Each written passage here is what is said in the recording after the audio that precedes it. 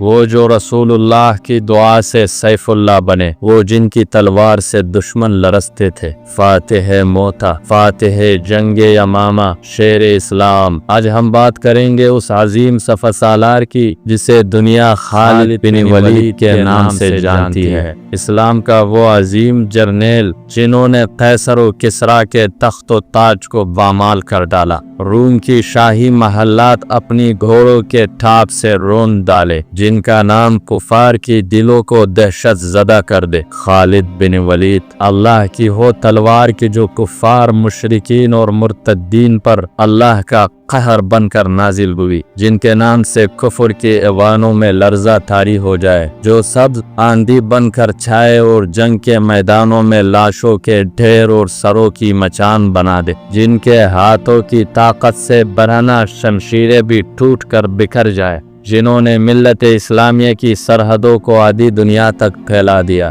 خالد بن ولید عزم و ہمت، عمل و بیداری، شجاعت و بہادری، طاقت و جوان مردی کا عظیم پیکر، جن کا وجود فتح کی علامت، نصرت کا نشان، مسلمانوں کی آن، مجاہدین کی شان، اللہ کے نبی کا پیارا، صدیق اکبر کی آنکھوں کا تھارا، حلقہ یارا میں ریشم کی طرح نرم، رزم حق و باطل میں پولاد کی طرح سخت۔ خالد بن ولید مسلمانوں کے وہ ہیرو کہ آج بھی جن کا نام لہو کو گرم اور دلوں کی دھڑکنوں کو تیز کر دیتا ہے۔ سیف اللہ المسلوق، اللہ کی کھینچی ہوئی تلوار، جرأت و شجاعت کا پیکر، غازی بدر و احد، اسلام کا ناقابل شکست سپہ سالار، شیر رسول، میدان جنگ کا شاہنشاہ، اسلامی فتوحات کا علم پردار، مضبوط چاق و چوبند جسم، دراز قد، سرخ و سفید روشن چہرہ، چوڑا اور کشادہ سینہ، چمکتی عقابی آنکھیں، شہ سواری، نیزہ بازی، تیر اندازی اور شمشیر زنی کا جادوگر، جنگی حکمت عملی اور سیاسی چالوں کا ماہر، بے خوف نہ ڈر، بہادر، جری پاک دامن، شریف النفس، عبادت گزار، برق رفتار، آتش جواں، شعلہ بیاں، جرنیل حضرت خالد بن ولید رضی اللہ تعالی عنہ۔ خالد بن ولید بن مغیرہ بن عبداللہ بن عمر بن مخزوم القریش المخزومی، آپ کی والدہ کا نام لبابہ صغرا ہے، جو رسول اللہ صلی اللہ علیہ وسلم کی زوجہ ام المومنین حضرت میمونہ کی ہمشیرہ تھی۔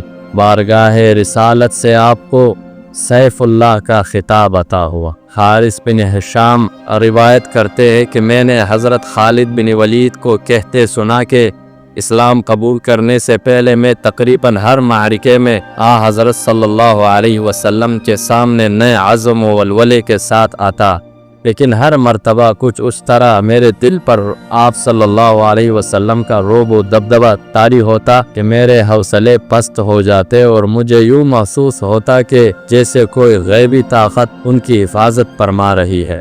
بس مجھے یقین ہو گیا کہ یہ لوگ پوری دنیا غالب آ جائیں گے۔ حضرت خالد بن ولید قبول اسلام کا واقعہ بیان کرتے ہوئے کہتے ہیں کہ غزوہ خندق کے بعد ایک دن مجھے اپنے بھائی کا خط ملا، جس میں انہوں نے لکھا کہ میرے پیارے بھائی جان رسول اللہ صلی اللہ علیہ وسلم نے مجھ سے دریافت کیا کہ خالد کہاں ہے۔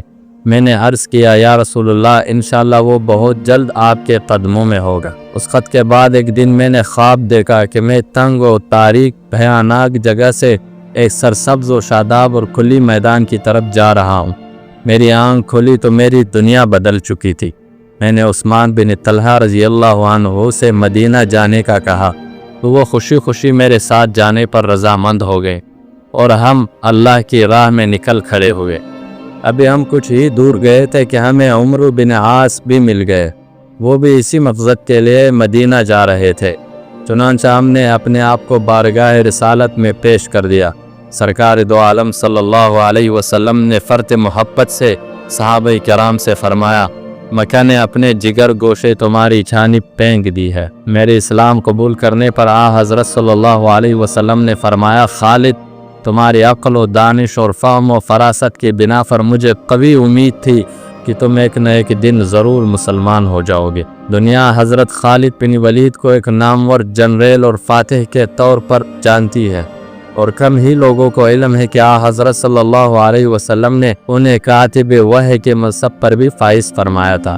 مختلف کتب میں آپ کی کاتب وحی ہونے کی ذکر صراحت سے موجود ہے۔ حضرت رسول اللہ صلی اللہ علیہ وسلم کی حیات مبارکہ میں سب سے خونریز معرکہ 8 ہجری میں شام کے سرحدی علاقے موجودہ اردن بلقاء کے قریب موتا نامی بستی میں پیش آیا۔ اس میں حضرت خالد بن ولید مسلمان ہونے کے بعد پہلی مرتبہ ایک سپاہی کے حیثیت سے شریک ہوئے۔ نبی کریم صلی اللہ علیہ وسلم نے ایک صحابی حارث بن عمیر کو ایک خط دے کر حاکم بصرہ کے طرف روانہ کیا، لیکن انہیں قیصر روم کے گورنر شرجیل بن عمرو غسانی نے گرفتار کر کے شہید کر لیا۔ حضرت صلی اللہ علیہ وسلم نے اسلام کے سفیر کی شہادت کا بدلہ لینے کے لیے حضرت زید بن حارثہ کی قیادت میں 3000 جنگجو کا لشکر روانہ کیا اور تاکید فرمائی کہ زید شہید ہو جائے تو جعفر بن ابی طالب کو سپہ سالار بنائے، اگر وہ بھی شہید ہو جائے تو حضرت عبداللہ بن رواحہ کو امیر بنا لے، اگر وہ بھی شہید ہو جائے تو مسلمان اپنے میں سے کسی کو امیر منتخب کر لے۔ اسلامی لشکر موتا پہنچا تو شاہ روم ہرقل 1,00,000 جنگجو کے لشکر کے ساتھ مسلمانوں کا منتظر تھا۔ گھمسان کی جنگ ہوئی اور مسلمانوں کی تینوں سپہ سالار شہید ہو گئے۔ مجاہدین کے لیے یہ مایوس کن صورتحال تھی۔ میدان جنگ پر رومیوں کا قبضہ تھا۔ ایسے میں مسلمانوں نے فوج کی ایک سپاہی خالد بن ولید کو اپنا سپہ سالار منتخب کیا اور جھنڈا ان کے ہاتھ میں تھما دیا۔ حضرت خالد بن ولید نے میدان جنگ میں ایک پرجوش اور ولولہ انگیز تقریر کی اور اچانک رومیوں پر بھرپور حملہ کر دیا۔ رومی اس اچانک اور بھرپور حملے کے لیے ذہنی طور پر تیار نہ تھے، چنانچہ وہ بدحواس ہو گئے اور شکست ان کا مقدر بن گئی۔ صحیح بخاری میں ہے کہ حضرت خالد نے فرمایا کہ جنگ موتا کے روز میرے ہاتھ میں 9 تلواریں ٹوٹ گئی، پھر میرے ہاتھ میں صرف ہے کہ یمانی بانا چوٹی تلوار باقی بچی۔ ادھر مدینہ میں جنگ موتا ہی کے روز رسول اللہ صلی اللہ علیہ وسلم نے وحی کی بنا پر فرمایا کہ جھنڈا زید نے لیا اور وہ شہید کر دیے گئے، پھر جعفر نے لیا، وہ بھی شہید کر دیے گئے، پھر ابن رواحہ نے لیا، وہ بھی شہید ہو گئے۔ اس دوران آپ کی آنکھیں آش بار تھی، یہاں تک کہ جھنڈا اللہ کی تلوار میں سے ایک تلوار نے لیا اور ایسی جنگ لڑی کہ اللہ نے اس پر فتح عطا فرمائی۔ 20 رمضان المبارک 8 ہجری کو فتح مکہ کے موقع پر رسول اللہ صلی اللہ علیہ وسلم نے وادی ذی طویٰ میں لشکر کی ترتیب و تقسیم فرمائی۔ حضرت خالد بن ولید کے دائیں پہلو پر رکھا، اس میں اسلم، سلیم، غفار، مزینہ، جہینہ اور کچھ دوسرے قبائل عرب تھے۔ آپ نے خالد بن ولید کو حکم دیا کہ وہ مکے میں زیریں حصے سے داخل ہو اور اگر قریش میں سے کوئی اڑے آئے تو اسے کاٹ کر رکھ دے اور کوئی صفا پر ہم سے ملے۔ حضرت خالد اور ان کے رفقا کے راہ میں جو مشرک آیا اسے جہنم رسید کرتے ہوئے کوئی صفا پر رسول اللہ صلی اللہ علیہ وسلم سے جا ملے۔ اس موقع پر حضرت خالد سے جھڑپ میں 12 مشرک مارے گئے، جبکہ 2 صحابی شہید ہو گئے، وہ بھی راستہ بھول کر لشکر سے جدا ہو جانے کی وجہ سے۔ فتح مکہ کے بعد حضرت صلی اللہ علیہ وسلم نے حضرت خالد کو 30 مجاہدین لشکر کا امیر بنا کر عزا کے نامی بت گرانے کے لیے روانہ کیا۔ 8 ہجری کے ماہ شوال میں نبی کریم صلی اللہ علیہ وسلم نے قبیلہ حوازن کی سرکوبی کے لیے مکہ مکرمہ سے وادی حنین کی جانب کوچ فرمایا۔ آپ کے ساتھ 12,000 جنگجو تھے، 10,000 وہ جو فتح مکہ کے وقت آپ کے ہمراہ تھے اور 2,000 مکے کے 9 مسلم۔ حضرت خالد بھی ایک لشکر کے سالار کی حیثیت سے ساتھ تھے۔ اللہ نے مسلمانوں کو فتح نصیب فرمائی اور بہت سا مال غنیمت ہاتھ آیا۔ غزوہ حنین کے بہت سے شکست خوردہ مشرک طائف میں قلعہ بند ہو گئے تھے، چنانچہ آپ صلی اللہ علیہ وسلم نے خالد کو 1,000 مجاہدین کا لشکر کا امیر بنا کر ہر اول دستے کے طور پر طائف روانہ کیا۔ پھر آپ نے بقیہ فوج کے ساتھ خود بھی طائف کا رخ فرمایا۔ غزوہ تبوک کے موقع پر کوئی بھی رومی قبیلہ مسلمانوں سے مقابلے کے لیے تیار نہ تھا، سب نے حضرت صلی اللہ علیہ وسلم کے پاس آ کر جزیہ دینے پر رضامندی ظاہر کر دی۔ اس موقع پر آپ صلی اللہ علیہ وسلم نے حضرت خالد کو 420 سواروں کی لشکر دے کر دومت الجندل کے حاکم اکدر کو گرفتار کرنے بھیجا۔ آپ نے فرمایا کہ تم اسے نیل گائے کا شکار کرتے ہوئے پاؤ گے۔ حضرت خالد جب اس کے قلعے کے قریب پہنچے تو دیکھا کہ وہ ایک نیل گائے کے قلعے کے دروازے پر موجود ہے۔ وہ چاندنی رات میں عقیدر اسے شکار کرنے کے لیے قلعے سے باہر آیا ہے۔ حضرت خالد نے اسی وقت اسے گرفتار کر کے حضور صلی اللہ علیہ وسلم کی خدمت میں پیش کر دیا۔ حضرت صلی اللہ علیہ وسلم نے جزیہ دینے کے اقرار پر اسے چھوڑ دیا۔ جنگ یمامہ ذی الحجہ 11 ہجری کو خلیفہ اول سیدنا صدیق اکبر نے خالد بن ولید کو 13,000 مجاہدین کا لشکر کا امیر بنا کر نبوت کے جھوٹے دعوے دار مسلمہ کذاب کے سرکوبی کے لیے روانہ کیا۔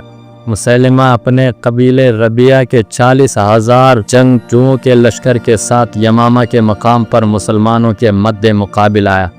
اس موقع پر حضرت خالد بن ولید نے بہترین جنگی حکمت عملی، سیاسی بصیرت اور ولولہ انگیز تقاریر کے ذریعے مجاہدین میں شوق شہادت کو بڑھوا دیا اور پھر پپرے شیر کی طرح مسلمہ کے فوج کے پرخچے اڑا دیے۔ حضرت حمزہ کے قاتل وحشی نے اپنا نیزہ مسلمہ کے سینے میں اتار کر اسے جہنم رسید کر دیا۔ ابھی خالد بن ولید جنگ یمامہ سے فارغ ہی ہوئے تھے کہ صدیق اکبر نے آپ کو عراق اور ایران کے جانب پیش قدمی کا حکم صادر فرمایا۔ چنانچہ محرم 11 ہجری میں حضرت خالد رضی اللہ عنہ عراق کے علاقے آبلہ کو فتح کرتے ہوئے ایرانی صوبے حضیر جا پہنچے۔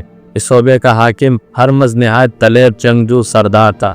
اس کی دھاک عرب، عراق، ایران اور ہندوستان تک بیٹھی ہوئی تھی، کیونکہ وہ اس کے جنگی بھیڑے ہندوستان پر بھی حملہ آور ہوئے تھے۔ ہرمز کے مدد کے لیے شاہ ایران نے مزید 1 لاکھ فوج بھیج دی، جبکہ اسلامی لشکر صرف 13,000 مجاہدین پر مشتمل تھی۔ یہاں حضرت خالد نے ایک اور جنگی حکمت عملی اپنائی اور سب سے پہلے خود میدان جنگ میں گئے۔ اپنے گھوڑے کو ہرمز کے خیمے کے پاس کھڑا کر کے اسے مقابلے کی دعوت دی۔ وہ باہر نکلا، دونوں میں 2 بدو لڑائی ہوئی اور پھر حضرت خالد نے اسے زمین پر گرا دیا اور اس کے سینے پر سوار کر سر تن سے جدا کر دیا۔ اتنا اچانک اور تیزی سے ہوا کہ ایرانی فوج پتحواس ہو کر بھاگ نکلی۔ اس جنگ میں بہت زیادہ مال غنیمت اور ہیرے جواہرات مسلمانوں کے ہاتھ لگے۔ حضرت خالد نے عراق میں 2 سال قیام کیا۔ فوج اور سامان حرب کے قلت کے باوجود ان 2 برسوں میں 15 جنگیں لڑی اور سرزمین عراق کو دشمنوں سے پاک کر دیا۔ جنگ یرموک حضرت خالد بن ولید کی قیادت میں لڑی جانے والی اس جنگ میں رومی جنرل حامان 2,40,000 کا لشکر لے کر میدان میں اترا، جبکہ مجاہدین کی تعداد صرف 40,000 تھی۔ مسلمان نہایت جم کر لڑے اور فتح نصیب ہوئی۔ اس جنگ میں 1,30,000 رومی مارے گئے۔ آخر وہ 21 ہجری کی ایک غمناک رات تھی جب ہمس شہر میں بستر مرگ پر لیٹے ہوئے دنیا کے سب سے عظیم 7 سالار اور فاتح حسرت و ایاس کی تصویر بنے کہہ رہے تھے، اللہ گواہ ہے کہ میں نے 100 سے زیادہ جنگوں میں شرکت کی۔ میرے جسم کا کوئی حصہ ایسا نہیں جہاں تیر کے نشان اور نیزے کے گھاؤ نہ ہو، مگر ہائے افسوس کہ آج میں میدان جنگ کے بجائے بستر پر مر رہا۔ حضرت خالد بن ولید کا انتقال ہوا تو ان کے ورثے میں ایک گھوڑے اور سامان حرب کے سوا کچھ نہ تھا۔ یہ تھا کائنات کے سب سے عظیم سپہ سالار جرنیل حضرت خالد بن ولید کی کہانی۔ دوستو کمنٹس میں اپنے رائے کا اظہار ضرور کیجیے، ہمارے چینل کو سبسکرائب کر دیجیے گا۔ ویڈیو دیکھنے کا بہت بہت شکریہ۔ السلام علیکم ورحمۃ اللہ وبرکاتہ۔ میں ہوں خلیل جبیر۔